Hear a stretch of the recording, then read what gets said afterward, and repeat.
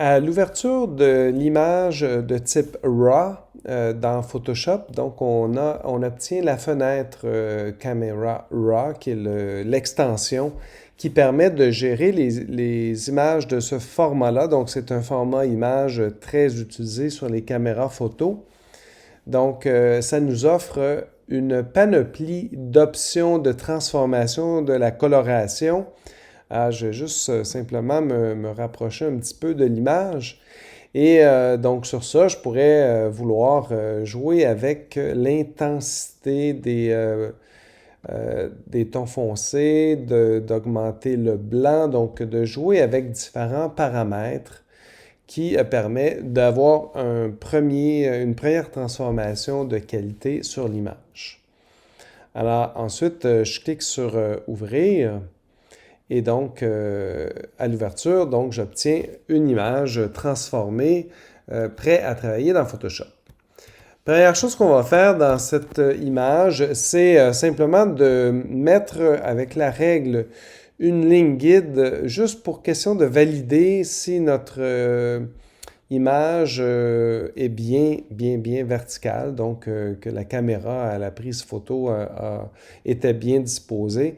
Dans ce cas-ci, donc, ça va bien, c'est assez précis. Alors, deuxième partie du travail, donc je vais simplement, je vais effacer les repères. Et mon but étant de faire une découpe de ma bouteille. Donc là, je vais me rapprocher de très près. Et le but étant de me faire un tracé. Donc là, je vais aller dans l'onglet Tracé, partir un nouveau tracé et utiliser l'outil de tracé vecteur. L'outil tracé vecteur me permet de vraiment faire une très belle sélection et je peux vraiment être très détaillé dans... Et dans ce cas-ci, on peut voir aussi que lors de la photo, avec l'éclairage qu'on a utilisé, on obtient des blancs importants. Et donc, souvent, il faut simuler, voir où se délimite la zone de notre bouteille. Dans ce cas-ci, là, je travaille sur le bouchon avec un jeu de lumière qui, des fois, peut faire en sorte qu'on perd le contour de notre bouchon. Et bon, il se peut avec la touche... donc, on est à modifier quelques éléments de notre sélection. Donc, on peut vraiment travailler sur les tracés ou sur les points de construction. Et donc, l'idée, c'est de faire une sélection qui soit la plus précise possible. Alors, ma sélection est terminée. Donc, j'ai disposé là d'un nombre de points qui est relativement symétrique, donc afin d'obtenir, là, vous voyez dans les courbes, là, le même type de courbe à gauche et à droite.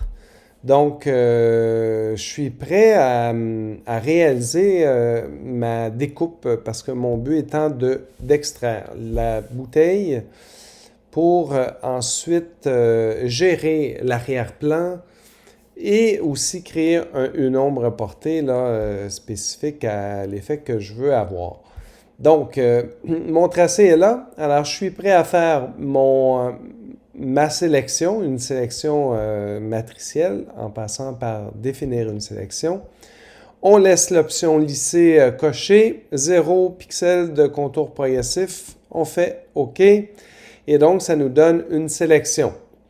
Alors, mon but, si je vais dans les calques, c'est de prendre ma bouteille et de la déposer sur un autre calque. Donc, la façon rapide, on va dans Calque, Nouveau, et on fait Calque par couper.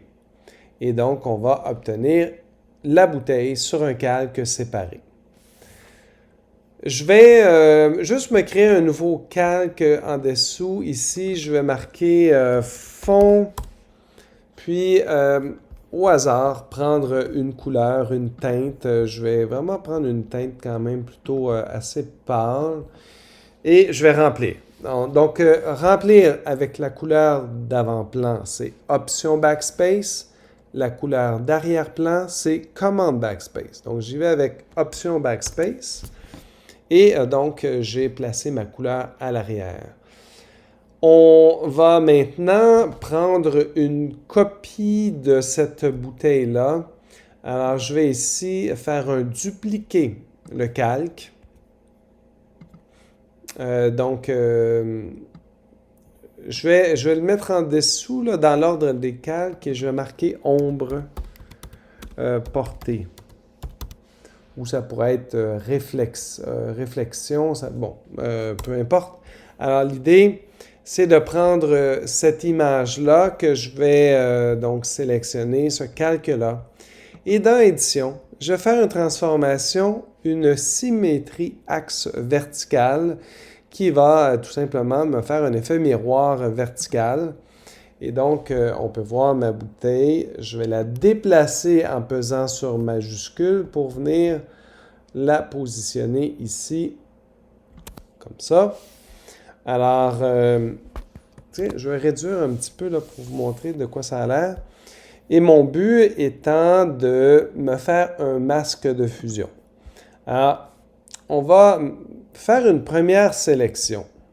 Ici, jusque-là. J'ai un outil ici qui me permet de voir ma sélection, de quoi ça a l'air. Donc, on voit que c'est une découpe franche. Je voudrais, dans cette portion-là, et là, je vais me rapprocher là, pour que vous puissiez voir, dans cette portion-là, je voudrais qu'il y ait une sélection par le biais d'un dégradé. Alors, je vais décocher ça et je vais, dans Sélection, modifier en faisant un contour progressif. Je vais y aller avec un 200 pixels. On va voir ce que ça donne. Et là, vous voyez que ça me fait un dégradé au niveau de ma sélection. Donc, c'est la portion du haut qui est sélectionnée. On le voit par la sélection autour. Alors, mon but étant de me faire un masque de fusion avec cette portion-là sélectionnée. Donc, je vais cliquer sur l'icône masque de fusion et je vais cliquer. Donc, ça me donne ça ici.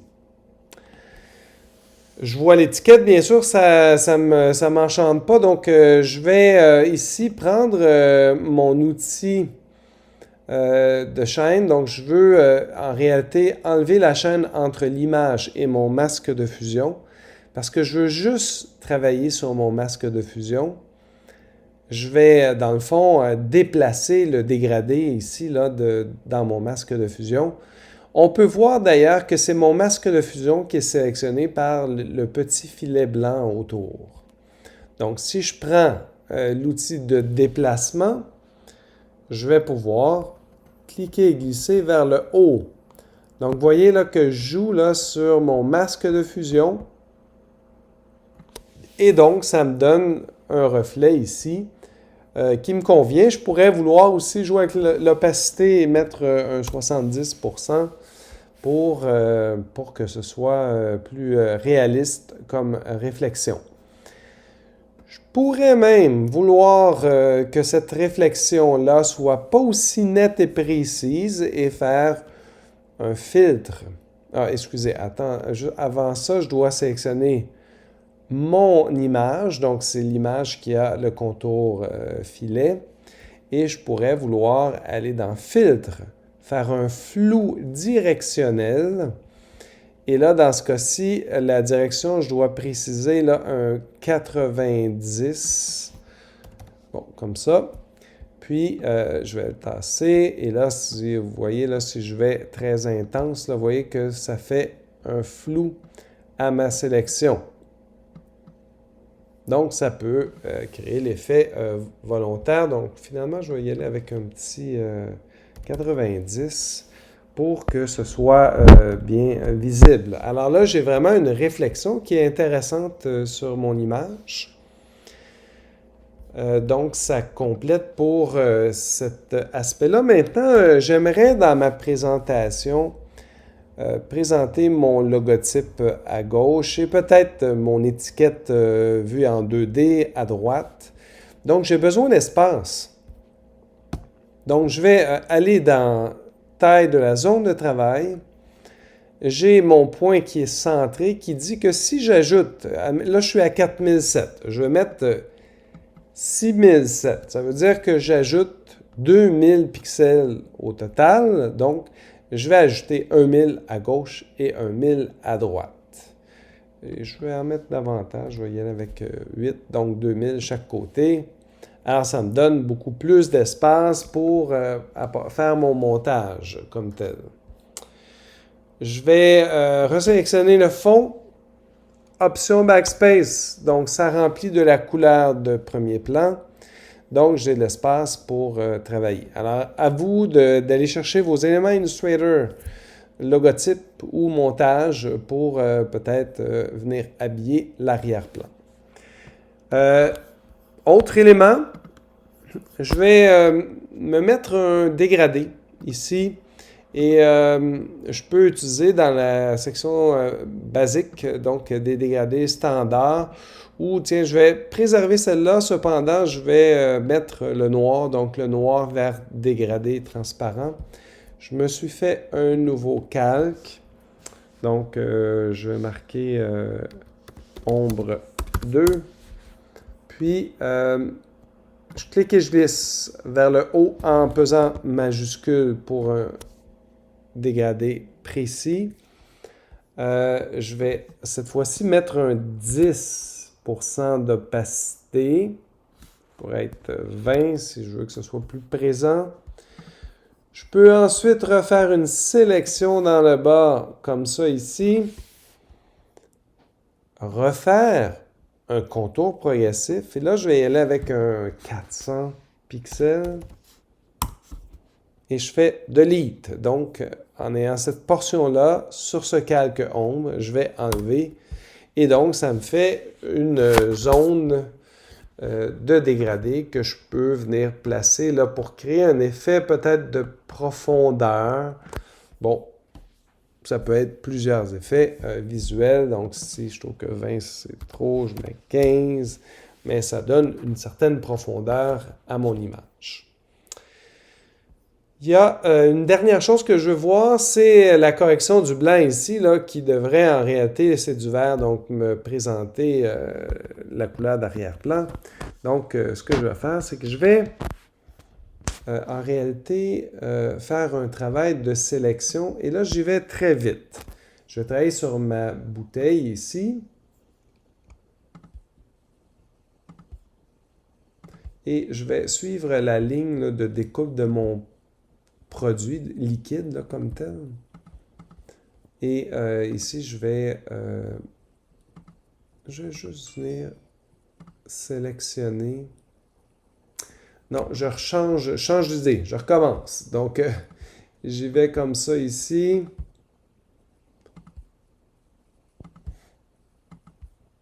Alors là, l'idée, c'est de prendre une copie de cette partie de bouteille. Puis là, je vais suivre plutôt le... vous avez remarqué d'ailleurs que j'y vais d'une façon rapide, mais je pourrais aller avec l'outil vectoriel, toujours, pour avoir une meilleure sélection.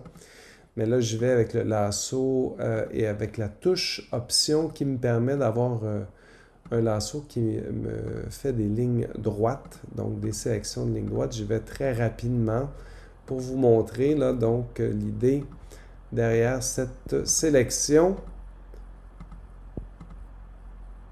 Alors, j'y vais comme ça. Et là, donc, j'ai sélectionné cette portion-là ici de la bouteille. Alors, je vais faire un nouveau calque au-dessus. Donc, je vais faire, excusez, nouveau calque, copier. Donc là, je copie cette portion-là.